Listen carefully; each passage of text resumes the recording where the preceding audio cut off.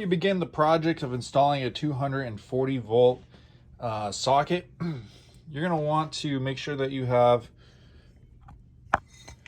the outlet, the terminal box, the extension, because you're going to be, dealing with some heavy cables, so you're going to need to have that extra space, a electric drill, a Phillips head, a drill bit, a flathead, and 2 screws to get started.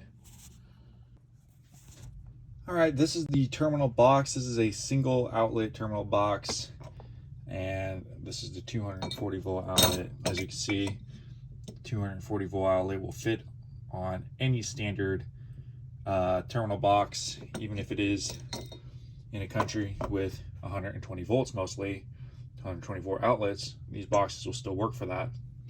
So just follow the wiring code, send the wire through here, and also you're going to have to drill holes through here. I drilled a hole here just to show you an example.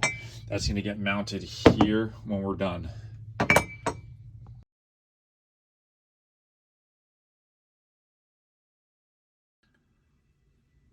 First, screw down your terminal before you complete this.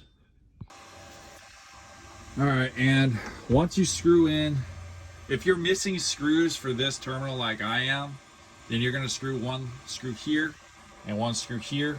That'll give you enough stability for this from coming off. Then put one screw here and one screw here. You can use the same screws. Sorry, powering my ASIC miner with this.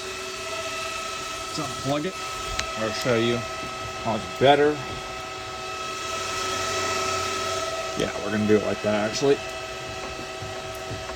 Whoop. Alright, there we go. So that works. And the ASIC miner has its own way of just shutting off with a little battery that it has inside of it. Really cool. So this was how to install a 240 volt outlet.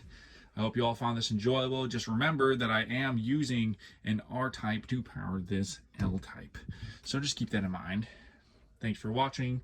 Like and subscribe if you enjoyed this video and thought it was helpful. Peace.